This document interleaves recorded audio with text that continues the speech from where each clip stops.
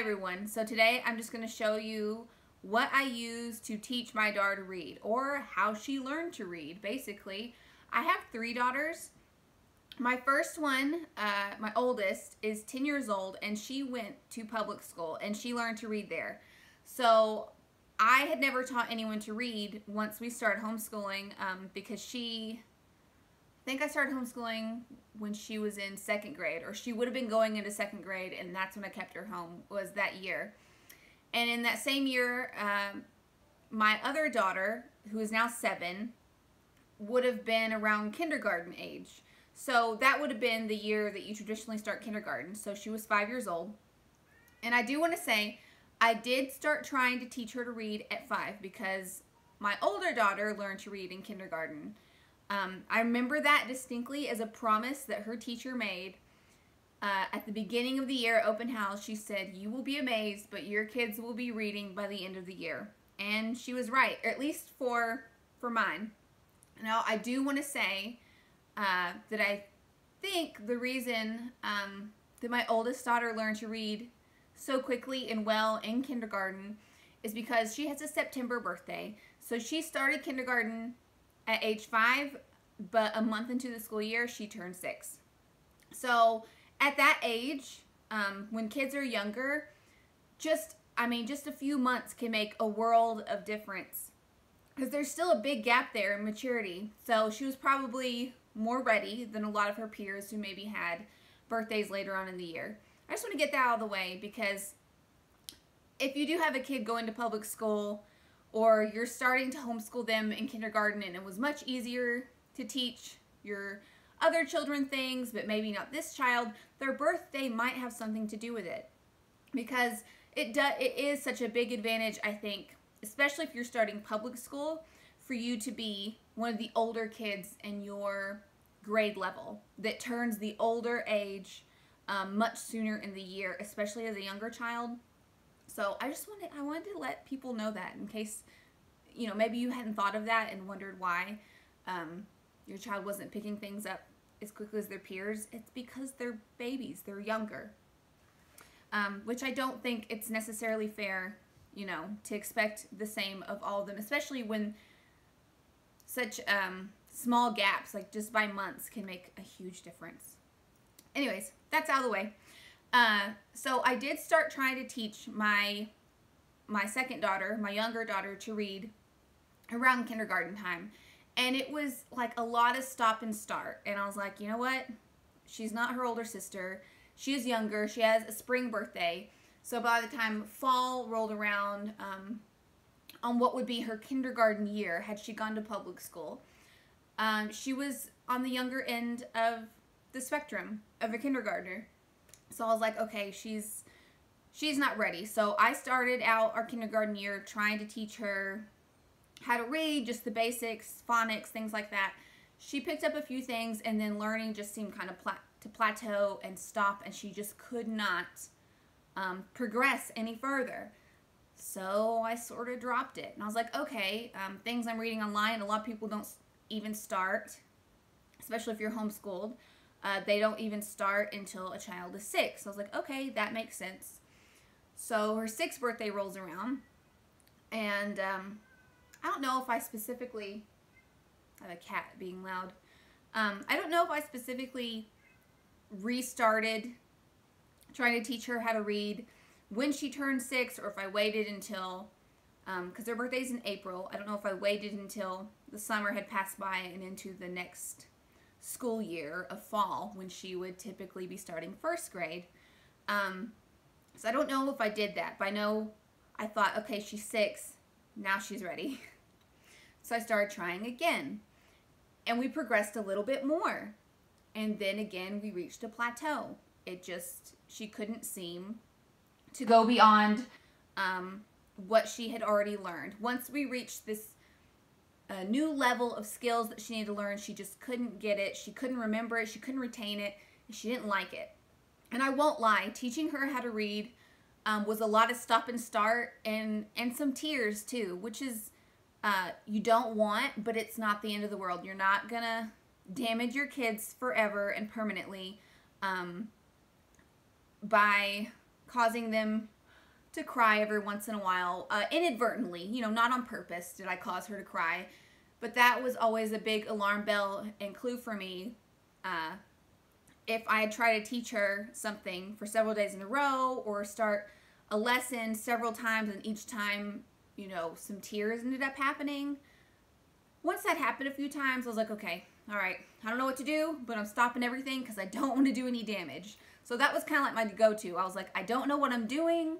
I don't know if I'm doing anything right, but I need to stop until I can figure it out and not keep pushing.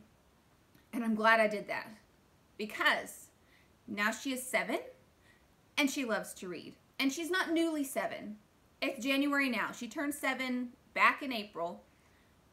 So she's an older 7. Her birthday's coming up in a few months. And she loves to read. So, with that being said, let me show you some of the things I used to help her learn. I don't want to say I taught, because I tried to do a lot of teaching, and a lot of it didn't work. And a lot of her learning to read was just being patient and waiting until she was ready, and providing her the help and some of the materials that she would maybe need. But I don't want to take credit for her learning to read, because a lot of it was her, and it was kind of amazing to watch. And it was really like watching her learn to read was a huge light bulb moment for me. So I'm just going to dive in here and show you what we used. The first thing I'm going to show you, we didn't use long. And that is Teach Your Child to Read in 100 Easy Lessons. This is false. It's not 100. By Siegfried Engelmann. And then it says Phyllis Haddix and Elaine Bruner. So I guess all of them wrote this. The remarkable step-by-step program teaches your child to read in just 20 minutes a day with love, care, and joy only a parent and child can share. This has either people who love this book or hate this book, or maybe not hate, but it just did not work for them. And I probably fall more on the spectrum of it did not work for us, but we did get rather far into it. I mean, I don't remember because it's been so long since I've used it. But this is what I started using to teach her to read. I do think there's good stuff in here. If a child can tolerate the way that it's telling you to teach in here, I think it can be a really good resource. So I won't say I didn't like it or it was useless, because I'm sure it did help her get started. Because it starts really easy with just saying the letter sounds. And I think had I started this when she was older versus when she was 5.5, maybe we would have got through the whole book. I don't know. The only problem with this is it's not very interactive. There's not things that she can color and do or draw lines like, I don't want to call it dot to dot, but you know, like where you're drawing lines to match stuff up. She liked taking breaks to do those kinds of activities. And this doesn't have that. But I do think it helped. I can't deny that it helped her get started. So if you can find a used copy and you feel like your child is developmentally ready to start learning how to read, which is a big key, then I think it's worth it. You know, if you can just find this for a couple bucks, used, I bought it new, used somewhere to see if it would work, try it out. If it doesn't, drop it like a hot potato, because it got to a point where it was not appropriate for us, for what her age at that time and what she was ready to do, and she got bored of it. So I dropped it. Don't be afraid to do that. I'm glad I did. I'm glad we used it, but I'm also glad that we dropped it when it was necessary. Now, the next thing I don't have to show you because I threw them out and they were consumable and there was no reason to keep them. But she did do a couple, so maybe 2, Explode the Code workbooks. And I do think those were valuable as part of her learning because she enjoyed doing them. She would only do a page or 2 at a time. Sometimes she would want to do more. But those are more activity-based, phonics workbooks. And she enjoyed doing those because it was interactive and she got to use her pencil and, you know, do things in it. So I think that helped for sure. And I want to say that I focused a lot on phonics with her and the sounds of things and less on sight words. And I really think it takes a mix, because there were some things she struggled with that you just needed to just see the word and know it. And she would try to sound it out and get frustrated because it didn't make any sense. So I don't really have a opinion on what you should be focusing on the most. I'm just telling you what worked for my particular daughter.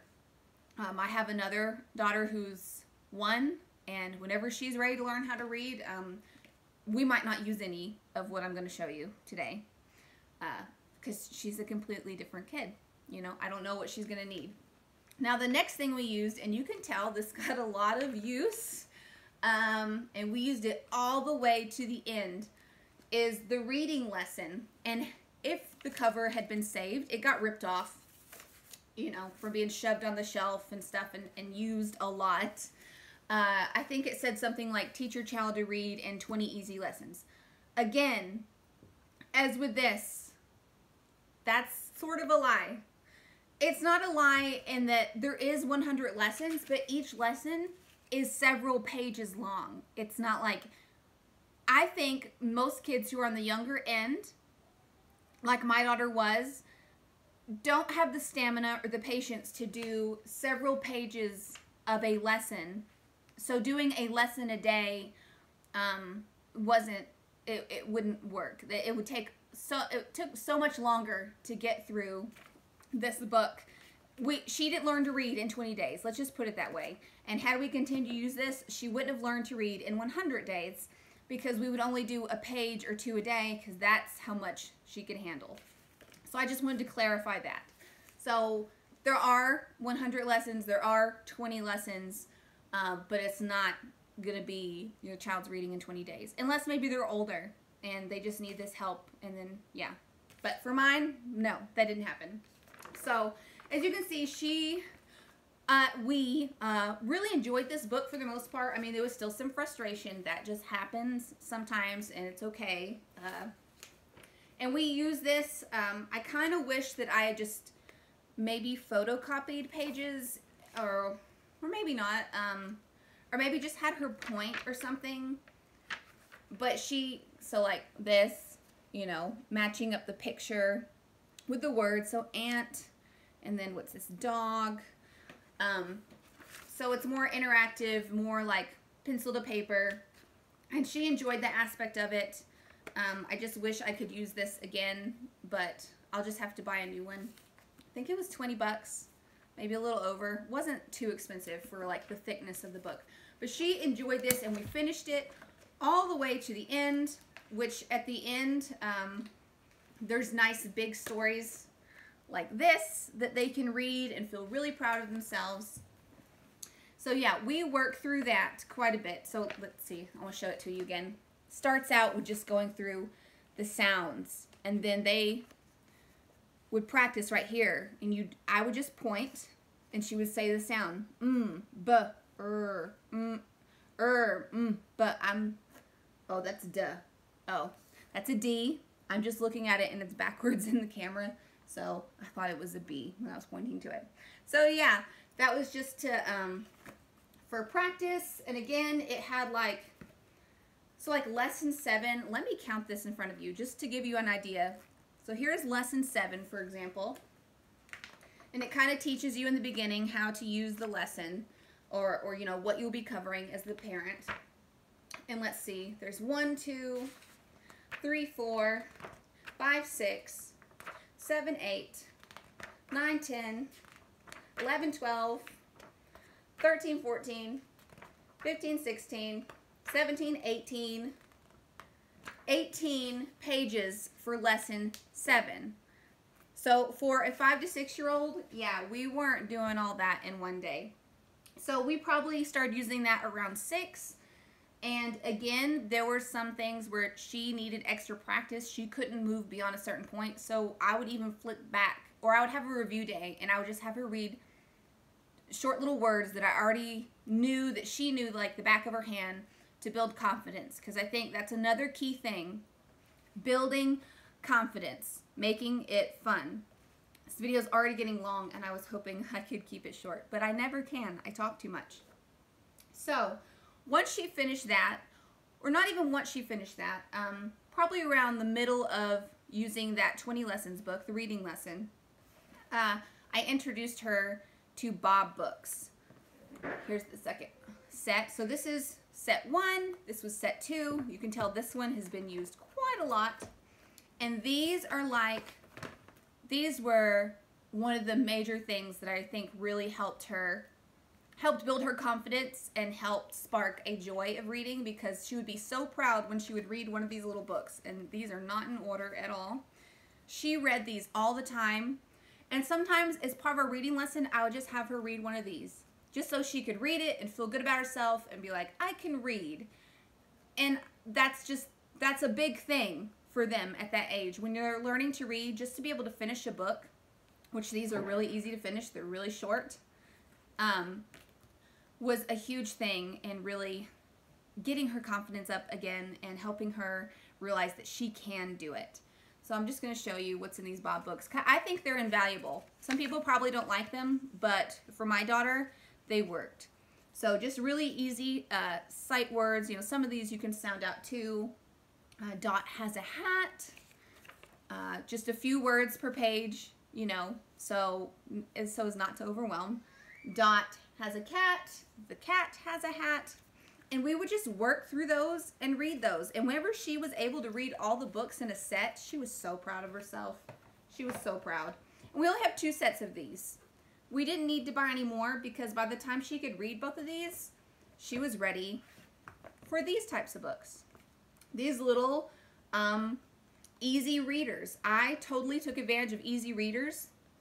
So once we got to this point, we would go to the library and she would pick out some easy readers and she would work through them.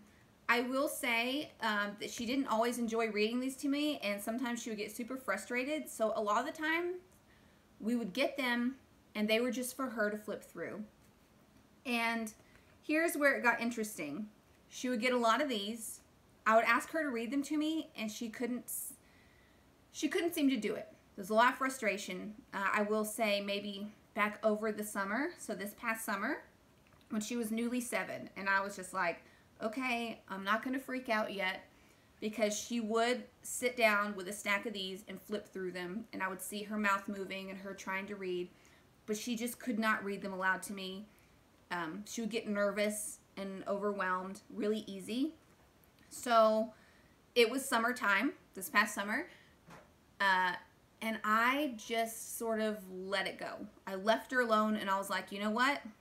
She'll get it when she gets it. I'm not going to freak out until maybe she's like 9 or 10 and still can't read these very well or can't read beyond these. Then maybe I'll give myself permission to freak out a little. So I left her alone. And this is when something magical happened. She started reading these. The Junie B. First Grader by Barbara Park. She loved hearing me read these aloud. So we would just check out stacks of these from the library, and we reread them and reread them.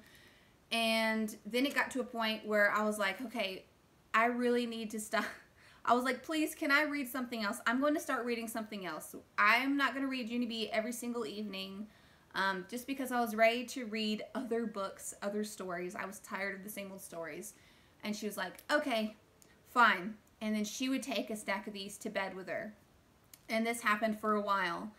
And then she started coming to me and be like, I need a new one. I finished this one. And I was like, are you really reading these? Are you?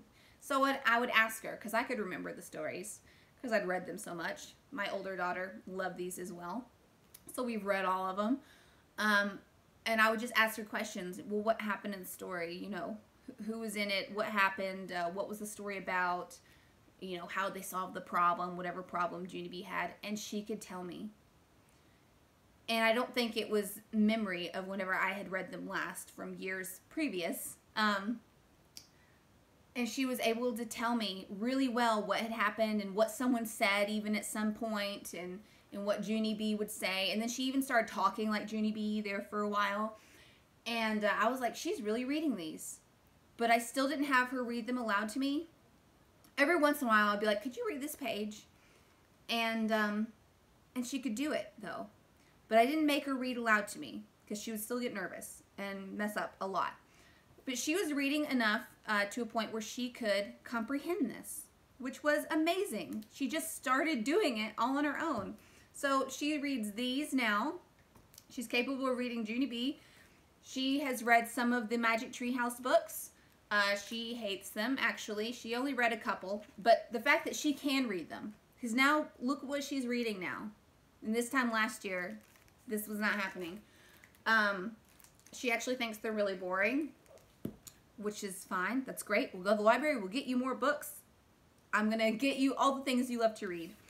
And she also read about half of this so far. And these are just examples I picked up. She's reading through all the Junie B's and picking up random things off the shelf and trying out and seeing what she likes. And she's comprehending what she's reading, which is so important. She actually tried reading this. I think she got about a quarter of the way through. And she said this was really boring as well. This is Little House in the Big Woods by Laura Ingalls Wilder. And I will say, me and my kids think they're really boring. I've tried reading them several times, and they try reading them by themselves, and they don't like them, which is fine. But still, she's trying to read it, and the fact that she can understand and read these is just phenomenal, amazing. So these are the things that we used that I felt helped my daughter learn how to read and helped me teach her when it was appropriate for me to try to teach her things.